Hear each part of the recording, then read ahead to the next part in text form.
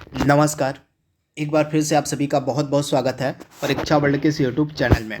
दोस्तों, आज से हम रेलवे ग्रुप डी 2022 की क्लास को शुरू करने जा रहे हैं। इस क्लास में आज से हम पढ़ना स्टार्ट करेंगे जीके, जीएस और करंट अफेयर्स के प्रश्नों को। टोटल यह जो सीरीज होगी हमारी, इस सीरीज के माध्यम से हम 1000 प्लस इंपॉर्टेंट जो क्वेश्चन आंसर बन सकते हैं जीके, जीएस और करंट अफेयर्स के, उनको हम डेली बेसिस पर डिस्कस किया करेंगे। इसके अलावा मैंने एक सीरीज सुबह स्टार्ट की थी, वो थी आपकी जनरल साइंस की। जनरल साइंस की सीरीज में हमने 1500 प्लस इंपॉर्टेंट क्वेश्चन आंसर का टारगेट रखा हुआ है। पहला वीडियो जो है उसको हमने ऑलरेडी अपलोड कर दिया है। तो अगर आप जनरल साइंस का एकदम सुपर फास्ट रिवीजन करना चाहते हैं तो आप हमारा जनरल साइंस वाला जो टॉप 1500 क्वेश्चन आंसर की सीरीज इसको फॉलो करते रहिएगा। इसके अलावा आज से हम जीके, जीएस और करंट अफेयर्स के प्रश्नों को जो है रिवाइज करना स्टार्ट करेंगे, पढ़ना स्टार्ट करेंगे। तो चलिए वीडियो को शुरू करते हैं। तो यह हमारा पहला वीडियो है। तो पहला प्रश्न आपके सामने है, जो ओपेक है, जिसको हम बोलते हैं the organisation of petroleum exporting countries. ये पूरा नाम आप याद रखिएगा। ओपेक का पूरा नाम क्या होता है? ओपेक का पूरा नाम होता है the organisation of petroleum exporting countries. ये पूरा नाम आपसे पूछा जा सकता है। तो इसका हेडक्वार्टर आपसे पूछा गया है कहाँ पर है। तो इसका हेडक्वार्टर जो है वर्तमान में वियना में मिलेगा, लेकिन इसकी जो स्थापना थी सितंबर 1960 में बगदाद में की गई थी। इंपॉर्टेंट है, सितंबर 1960 में इसकी स्थापना बगदाद में की गई थी। इसके स्थापना के समय 5 इसके मेंबर थे, यानी कि जो 5 स्थापना वाले मेंबर कंट्री थे, कौन कौन से थे जिनके द्वारा इसकी स्थापना की गई थी? तो इसके फाउंडिंग मेंबर थे, एक था आपका ईरान हो गया, फिर इराक हो गया, ईरान, इराक, सऊदी अरब हो गया। सऊदी अरब के बाद क्या हो गया आपका? कुवैत हो गया।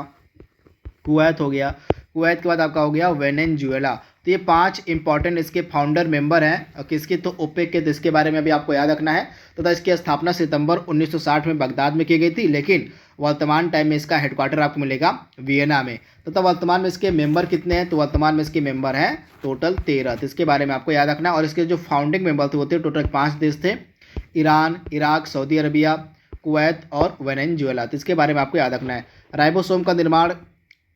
राइबोसोम जो है किसका निर्माण करते हैं? तो प्रोटीन का निर्माण करते हैं। इंपॉर्टेंट है। और क्षेत्रफल की दृष्टि से विश्व का सबसे बड़ा देश कौन सा है? तो ऑस्ट्रेलिया है। रूस, कनाडा, और उसके बाद तीसरे नंबर पे आपका चीन आता है क्षेत्रफल में, फिर अमेरिका आता है, फिर ब्राज़ील आता है 5वें नंबर पे, फिर छठे पे आपका ऑस्ट्रेलिया आता है और 7वें नंबर पर भारत का नंबर आता है। तो इसके बारे में आपको याद रखना है, यानी कि क्षेत्रफल के हिसाब से भारत का पूरे विश्व में 7वां स्थान है। तो इसके बारे में आपको याद रखना है। और पृथ्वी को सूर्य की पराबैंगनी विकिरण से कौन सुरक्षित करता है? तो ओजोन लेयर जो होती है वो पराबैंगनी किरणों से हमारी सुरक्षा करती है। किसी वस्तु का प्रतिबिंब मनुष्य की आंख पर कहाँ बनता है? तो रेटिना में बनता है किसी वस्तु का प्रतिबिंब। तो इंपॉर्टेंट, आप इसे नोट डाउन कर लीजिएगा, याद कर लीजिएगा। 100% आपसे एग्जाम में पूछा जाने वाला यह प्रश्न है। अगला प्रश्न आपके सामने है, और सैटेलाइट फोन से लैस होने वाला भारत का पहला राष्ट्रीय उद्यान। ये सभी आपके करंट अफेयर्स के प्रश्न है। तो काजीरंगा राष्ट्रीय उद्यान जो था, यह सैटेलाइट फोन से लैस होने वाला भारत का पहला राष्ट्रीय उद्यान बना था। तो काजीरंगा राष्ट्रीय उद्यान इंपॉर्टेंट है। भारत का पहला थंडर स्टॉर्म रिसर्च परीक्षण कहाँ पर स्थापित किया गया है? तो उड़ीसा में स्थापित किया गया। इंपॉर्टेंट है। और भारत का पहला वेटलैंड संरक्षण और प्रबंधन केंद्र कहाँ पर स्थापित किया गया है? तो इंपॉर्टेंट प्रश्न है। और चेन्नई में। कहाँ? तो चेन्नई में जो है भारत का पहला वेटलैंड संरक्षण और प्रबंधन केंद्र स्थापित किया गया। तो राइट आंसर आपका क्या हो जाएगा? चेन्नई। तो आप इसे याद रखिएगा। और किस शहर में भारत का पहला जेंडर पार्क खोला जाएगा? तो इंपॉर्टेंट प्रश्न है। भारत का जो पहला जेंडर पार्क है यह खोला जाएगा आपका कोझिकोड, केरला में। इंपॉर्टेंट है। और भारत का पहला क्रिप्टो गेमिंग गार्डन कहाँ पर खोला गया है? तो उत्तराखंड में खोला गया। ये भी इंपॉर्टेंट है। तो दोस्तों, यह जो सीरीज आपकी है जीके, जीएस और करंट अफेयर्स की मोस्ट इंपॉर्टेंट क्वेश्चन और आंसर की सीरीज है। अगर आप रेलवे ग्रुप डी की परीक्षा को लेकर सीरियस हैं तो इस सीरीज को आप डेली बेसिस पे फॉलो करते रहिएगा। तो ये 5 इंपॉर्टेंट आपके करंट अफेयर्स के प्रश्न थे। अगला प्रश्न आपके सामने है, विश्व में यानी कि भारत में श्वेत क्रांति मूलतः किस राज्य से शुरू हुई थी? तो गुजरात से जो है श्वेत क्रांति शुरू हुई थी। यानी कि श्वेत क्रांति यानी कि दूध उत्पादन को बढ़ाने के लिए जो है श्वेत क्रांति को शुरू किया गया था गुजरात से। इसके जनक माने जाते हैं भारत में वर्गीस कुरियन। तो आप इसे याद देखिएगा, वर्गीस कुरियन को जो है श्वेत क्रांति का जनक कहा जाता है। भारत का पहला संरक्षित वन कौन सा था? तो भारत का पहला जो संरक्षित वन था वह था सतपुड़ा राष्ट्रीय उद्यान। इंपॉर्टेंट है। किस प्रकार के कोयले में कार्बन की प्रतिशत मात्रा सर्वाधिक होती है? तो एंथ्रोसाइट प्रकार का जो कोयला होता है इसमें कार्बन की मात्रा सबसे अधिक होती है। और सबसे निम्न कोटि का कोयला आपका पीट होता है। सबसे निम्न कोटि का कोयला पीट होता है। और सबसे अधिक क्वालिटी, सबसे अच्छी क्वालिटी कोयला आपका होता है एंथ्रोसाइट। तो दोनों आपको याद रखना है। और भारत की प्रथम महिला राष्ट्रपति कौन थी? इंपॉर्टेंट प्रश्न है। प्रतिभा देवी सिंह पाटिल जो थी ये भारत की प्रथम महिला राष्ट्रपति थी। ये 2007 से लेकर 2012 के मध्य हमारे देश की 12वीं राष्ट्रपति बनी थी। तो इसके बारे में आपको याद रखना है।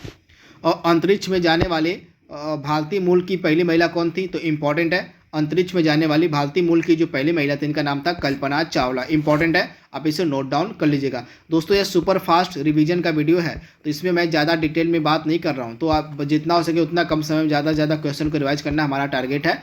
तो इस सीरीज को आप डेली बेसिस पे फॉलो करते रहिएगा।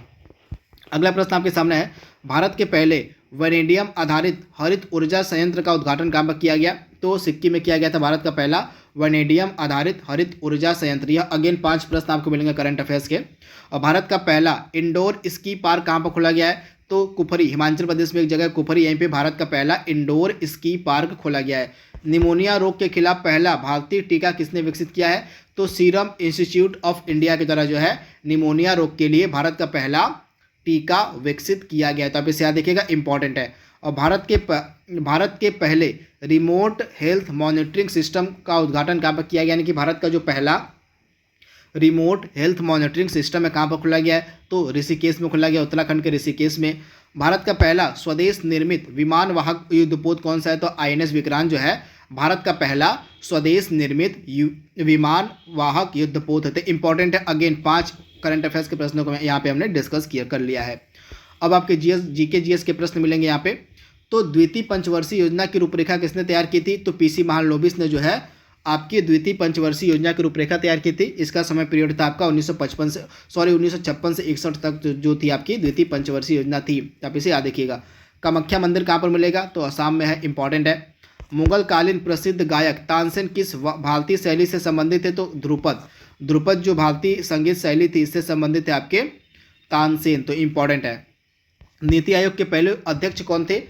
तो नीति आयोग जिसका गठन योजना आयोग के स्थान पर किया गया था 2015 में, तो नीति आयोग के पहले अध्यक्ष बने थे नरेंद्र मोदी जी, और इसका गठन 1 जनवरी 2015 को किया गया था। वर्तमान में इसके CEO हैं अमिताभ कांत।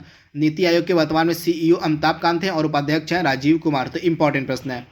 अगला प्रश्न आपके सामने है, देवी अहिल्याबाई होलकर अंतर्राष्ट्रीय हवाई अड्डा कहाँ पर स्थित है? तो इंदौर में आपको मिलेगा देवी अहिल्याबाई होलकर अंतर्राष्ट्रीय हवाई अड्डा। इंपॉर्टेंट प्रश्न है। अगला प्रश्न आपके सामने है, 1972 ईस्वी में जो शिमला समझौता हुआ था इंदिरा गांधी और किसके मध्य हुआ था? तो इंदिरा गांधी और जुल्फिकार अली भुट्टो के मध्य हुआ था 1972 में शिमला एग्रीमेंट, शिमला समझौता। इंपॉर्टेंट प्रश्न है। मानव शरीर की सबसे बड़ी हड्डी कौन सी है? तो फीमर जो है मानव शरीर की सबसे बड़ी हड्डी है। इंपॉर्टेंट प्रश्न है। बिहार और नेपाल मिथिला क्षेत्र में किस भारतीय कला का रूप का प्रचलन है?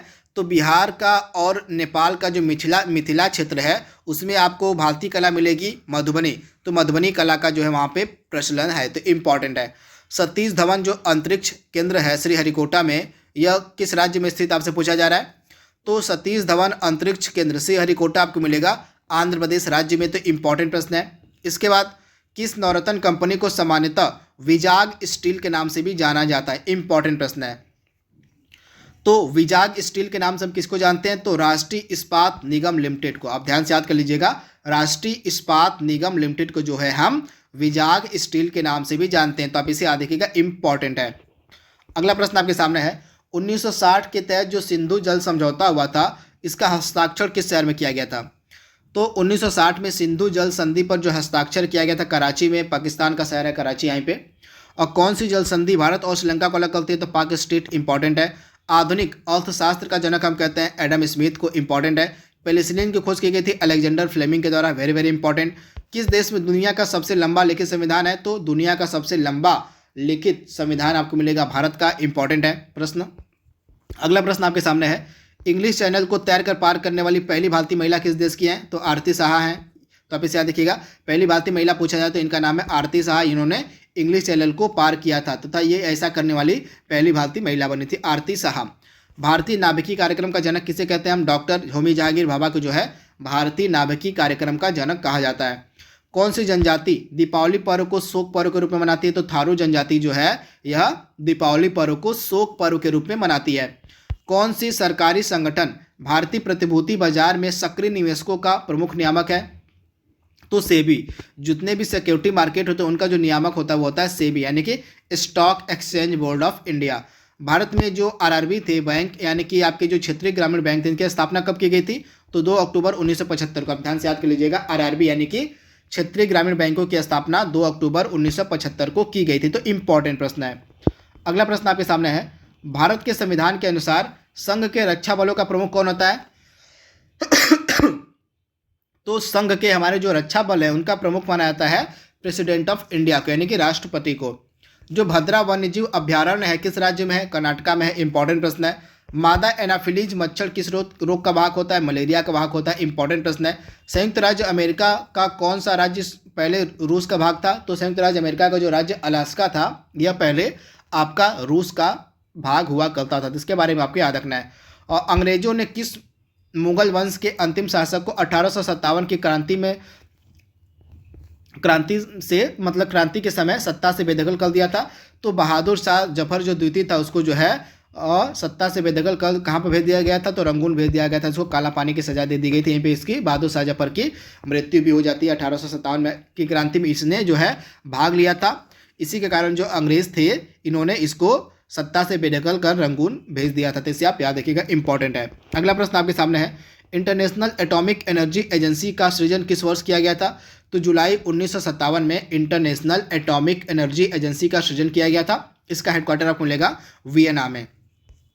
किसने संथाल विद्रोह और 1857 के विद्रोह के दौरान अंग्रेजों की सहायता की थी? तो महाराजा मेहताब चंद्र ने। आप ध्यान से याद कर लीजिएगा, महाराजा मेहताब चंद्र ने संथाल विद्रोह तथा 1857 के विद्रोह के दौरान अंग्रेजों की सहायता की थी। तो इंपॉर्टेंट प्रश्न है। लोकप्रिय काल्पनिक उपन्यास चंद्रकांता की रचना किसने की थी? तो देवकी नंदन खत्री ने। इंपॉर्टेंट है। किस देश ने इको फ्रेंडली रॉकेट जिसका नाम अंगारा उसको विकसित किया है? तो अंगारा को विकसित किया है रूस ने। इंपॉर्टेंट है। आज का लास्ट प्रश्न हमारा है, नरसिम्हन समिति का संबंध किससे है? तो बैंकिंग सुधार से संबंधित है आपकी नरसिम्हन समिति। तो दोस्तों टोटल आज हमने 50 इंपॉर्टेंट जीके जीएस और करंट अफेयर्स के प्रश्नों को डिस्कस कर लिया है। ये सभी प्रश्न आपके रेलवे ग्रुप डी की परीक्षा के लिए काफ़ी ज़्यादा इंपॉर्टेंट है।